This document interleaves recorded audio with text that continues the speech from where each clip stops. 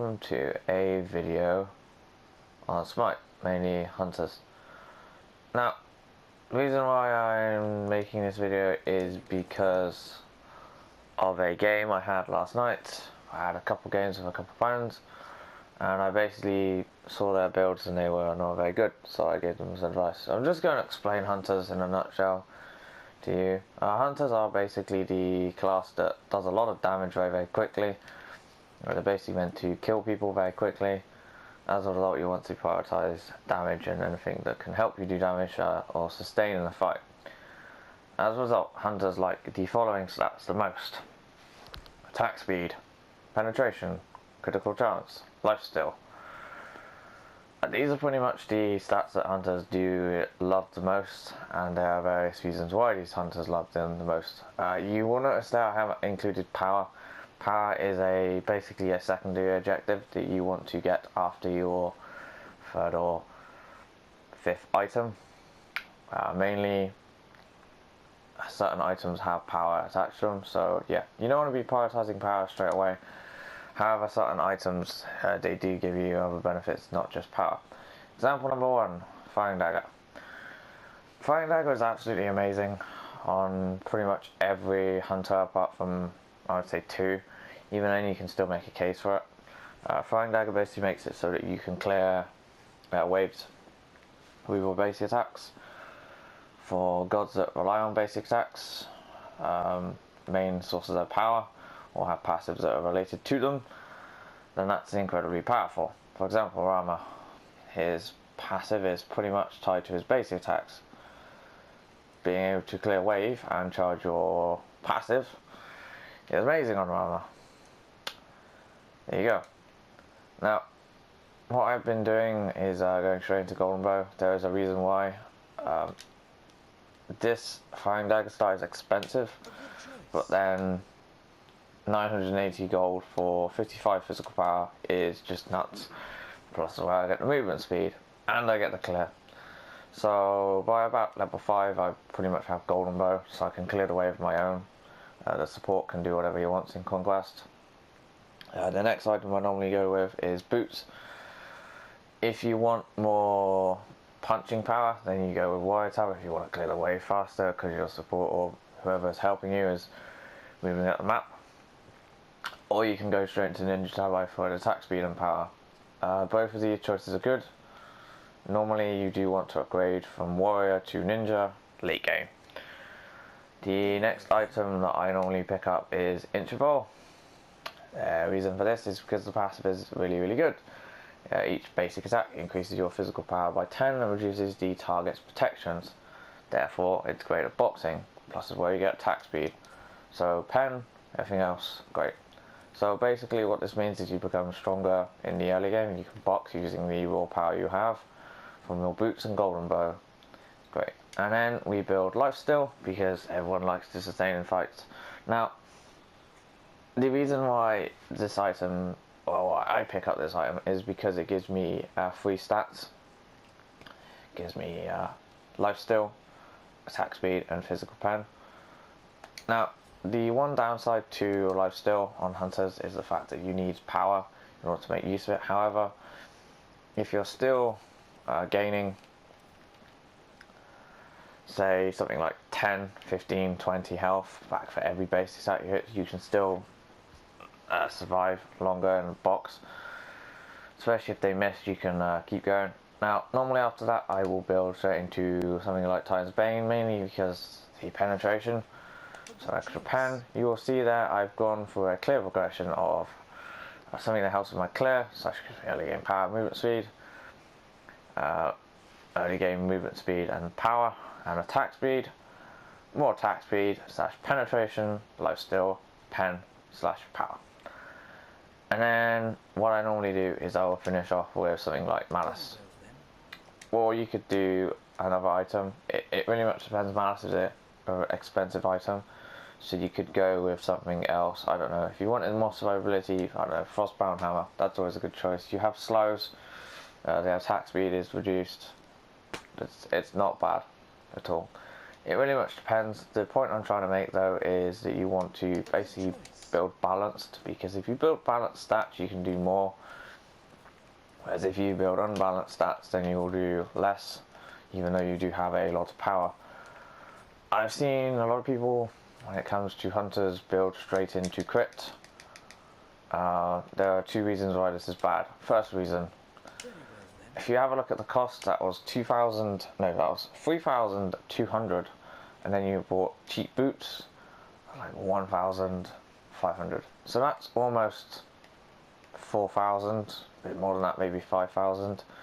For any conquest game, that's half your gold, and you only have 2 items. And you're very much reliant on the randomness of the Crypt, therefore it's not very good. This is why you see people building stuff like this, because you're basically slowly building up and you're still relevant throughout most of the game.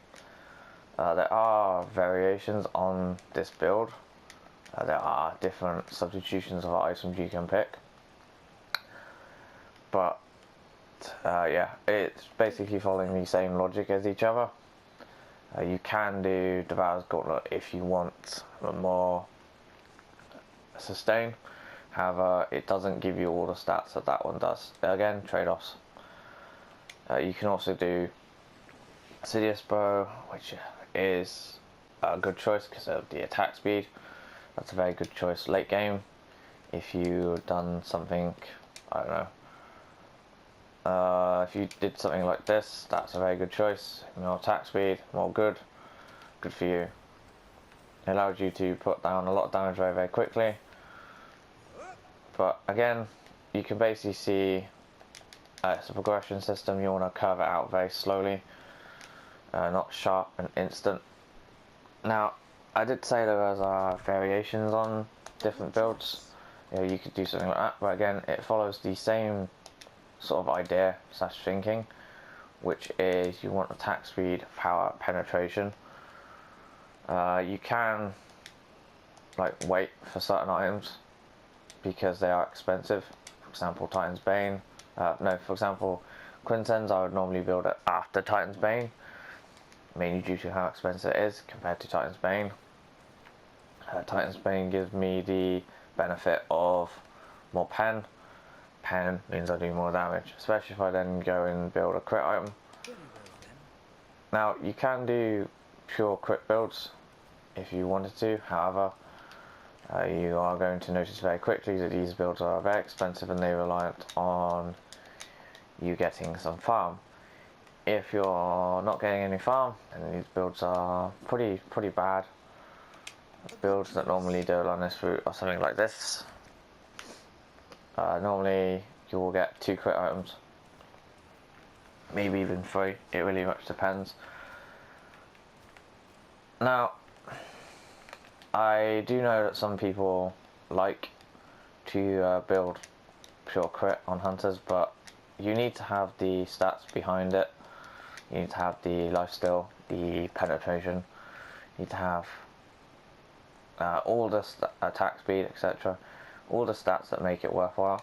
There are certain items you do want to avoid on hunters, and certain items you should not be buying. For example, Bloodforge. Bloodforge is terrible on hunters because it's too expensive. It gives you just pure power. It does give you some physical life still, but it's not really worth it because it doesn't give you any other stats that are relevant to you. Jolton's Wrath is an okay item on hunters, but really, if you build Joltons, then you are going to be losing one item. You're going to be giving something up, but it does give you the benefit of the cooldown. Again, trade-offs.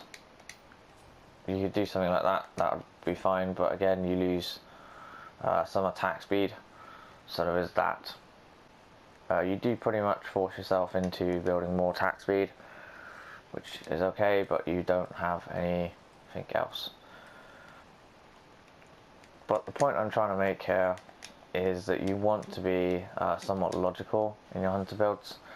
The best recommendation I can give you is to just mess around in jungle practice and see, well, how expensive is this? When am I likely to get this stuff online?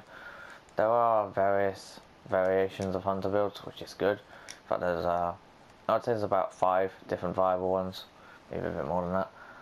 I know you're going to be screaming now, but what about hunters that normally like power? Mainly the ability-based hunters, and I can think of 2 of them right now, which are going to be A good choice. Ula and Neef. Ula and Neef have a problem. They like Golden Bow, but unfortunately they like Transcendence because of the mana and the physical power it gives you. Transcendence is expensive, it doesn't help with your clear.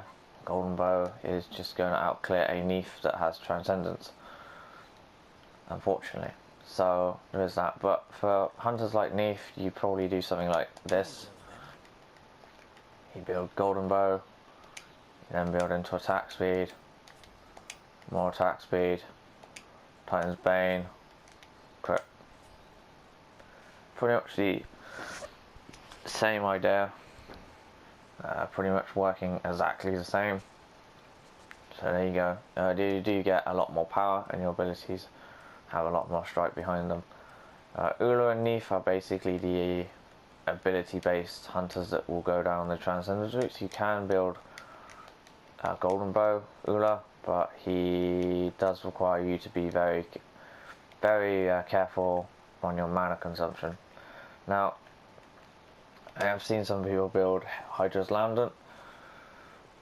Unfortunately, the Hydra's Lambent doesn't give you enough power to be worth it on hunters, and the cooldown is not very useful, especially if you're meant to be using your base attacks. Some people as well I've seen build protections. Hunters unfortunately do not have room for protections, and they should be shredding people. So there you go. You could build something like Void Shield for the power and the pen. Physical protection reduction is technically pen, so that is a good choice, although it is expensive and a little bit inefficient, but it would help you with your boxing.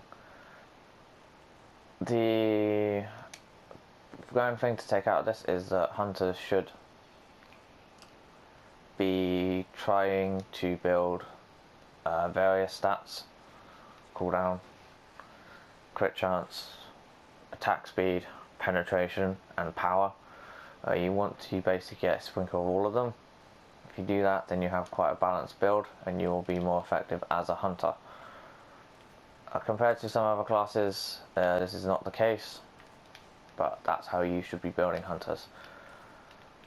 If you want to be the most efficient, then you should be building the most expensive items last, and you should be trying to find as many cheap items that give you those stats as possible.